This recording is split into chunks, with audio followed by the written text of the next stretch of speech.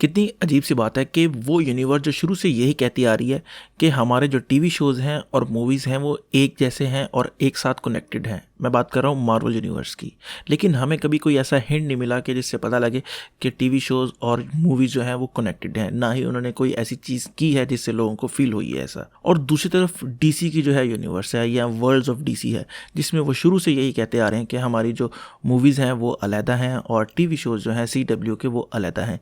लेकिन उन्होंने फाइनली जो है टीवी शोज़ को और मूवीज़ को किसी तरह कनेक्ट कर दिया। और यही सबसे ज़्यादा अच्छी बात है डीसी यूनिवर्स की कि जितनी मर्जी जो है वो रगड़ा लग चुका हो डीसी यूनिवर्स को, वो एक रीबूट करेंगे और पूरी यूनिवर्स को सेट कर देंगे। चाहे आप कॉमिक्स को देख लें, अब उन्होंने टीवी शोज़ में भी करके दिखा दिया है। पीछे जितना भी जो कुछ भी डीसी में हो चुका था उनको सबको उन्होंने एक दफ़ा रीबूट कर दिया और रीबर्थ बना दी हमारे पास ये CW की वजह से। और इवन कि आज से 1-2 साल पहले तक भी किसी ने ये सोचा नहीं होगा कि ऐसा पॉसिबल है। इवन कि जब जस्टिस लीग आई थी तब लोग सोच रहे थे कि अब DC के L लग गए हैं, लेकिन अब देखें उन्होंने कितने ही अच्छे अंदाज से पूरी डीसी यूनिवर्स को एक किस्म का रीबूट दे दिया है। और अब वो जो मर्जी करें वो उस चीज़ को डिफेंड कर सकते हैं कि हाँ भाई, ये हमने वो जो रीबूट हुआ था ना क्राइसिस वाला, उसके बाद ये नई अर्थ आ गई है, तो उनको अपनी एक्सप्लेनेशन देने का मसला ही कोई नहीं है। और इसके अलावा ये जो कैमियो था एजरा मिलर वाले फ्लैश का CW में, ये बेसिकली बिल्कुल एंड पे डिसाइड हुआ था कि ये कैमियो होगा, क्योंकि जो क्राइसिस वगैरह के जो क्रिएटर्स हैं वो कह रहे थे कि हमने जो है सारा कुछ रैप अप कर लिया था, हमारे जो एपिसोड्स थे वो लॉक भी हो चुके थे। फिर एकदम से हमें वार्नर ब्रोस से कॉल आई, उन्होंने बताया कि हम चाहते हैं कि एजरा को किसी तरह आप क्रॉसओवर में डाल सकते हैं। तो हमने कहा क्यों नहीं डाल सकते यार, आप ये कैसी बात कर रहे हैं। तो लेकिन हम चाहते थे कि एक दफ़ा ग्रांट गस्टिन से पूछ लें कि क्या वो 100% श्योर है कि हम एजरा को बीच में डाल लें। तो जब हमने ग्रांट से पूछा कि यार क्या आपका इरादा है, तो ग्रांट ने कहा यार क्यों नहीं। तो वो सारा उन्होंने बीच में से ऐड किया। फिर उन्होंने ये भी कहा कि हमने बहुत ज़्यादा यूनिट को नहीं रखा, हमने छोटे से चंद लोगों को रखा जो कि इस सीक्रेट को होल्ड कर सकें, और बाकी जब सेट से लोग चले जाते थे तब हमने ये सारा जो है कैमियो शूट किया और किसी को ये भी पता नहीं लगा कि जो है एजरा वो वैंकूवर में मौजूद है। खैर ये तो बात होगी कि ये क्या हुआ।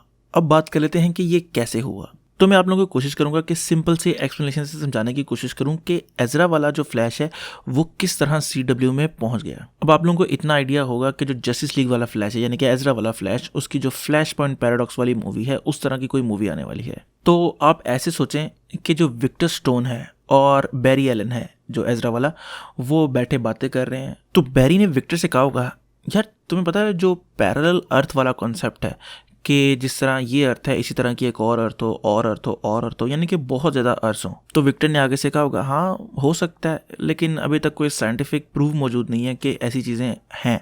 खैर फिर एक दिन ऐसा हुआ होगा कि जो फ्लैश है एजरा वाला वो भाग रहा होगा, बड़ी तेज़ी से भाग रहा होगा कि अचानक से उसका एक पोर्टल ओपन हो जाता है और वो उस पोर्टल में जाता है और वो स्पीड फोर्स के अंदर फंस जाता है। जब वो स्पीड फोर्स के अंदर होता है तो पीछे से एंटी मॉनिटर वाली कहानी चल जाती है। एंटी मॉनिटर आता है और वो सारी अर्थ्स को डिस्ट्रॉय कर देता है। और जब सारी अर्थ डिस्ट्रॉय हो जाती हैं और अचानक से एक दिन एजरा वाला जो फ्लैश है वो स्पीड फोर्स से बाहर आता है। जब वो बाहर आता है तो कोई अर्थ तो थी नहीं कि जिसमें वो आ सके।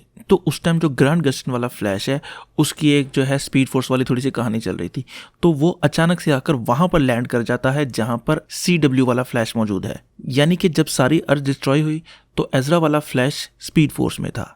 जैसे ही वो बाहर निकला तो और कोई अर्थ तो थी नहीं, तो उसके पास वो जगह आई जहां पर ग्रांट वाला फ्लैश था। वहां पर उसकी मुलाकात हुई उसके साथ, लेकिन उसकी जो सारी अर्थ थी वो तो डिस्ट्रॉय हो चुकी थी, इसलिए वो भी आहिस्ता आहिस्ता क्या हो गया, फेड हो गया। अब जो बाकी जो लोग थे जैसे CW वाला बैरी एलन है, वो क्यों फेड नहीं हुआ, क्योंकि वो पैरागॉन है और उन्होंने ही इस पूरी यूनिवर्स को बचाना है, तो इसलिए वो शायद फेड नहीं हुए। हालांकि उनकी अर्थ भी तो डिस्ट्रॉय हो चुकी हैं। और याद हो जब वो जाते हुए ये भी कहता है कि मैंने विक्टर को कहा था कि ऐसा पॉसिबल है, और इसके बाद वो फेड हो जाता है। तो इसका मतलब है कि वो कहीं डिस्कस कर रहे थे या उन्होंने कोई ट्रेडमिल वगैरह बनाने की कोशिश की, एक अर्थ से दूसरी अर्थ तक किसी तरह वो पोर्टल बनाकर ओपन करके पहुंच सकें। और आप यकीन करें कि उन्होंने इस 15 से 20 सेकंड के कैमियो से कितनी अपनी मुश्किलें आसान कर ली हैं। और अगर आपको याद हो तो मैंने बहुत पहले एक दफ़ा कहा था कि ये DCEU या DC यूनिवर्स ने कहेंगे ये वर्ल्ड्स ऑफ DC कहेंगे। तो मेरे ख्याल से इनका फ्यूचर प्लान भी यही है कि वर्ल्ड्स ऑफ DC के नाम से ये सारा कुछ करें, जिसके अंदर DC ब्लैक लेबल भी आ जाए,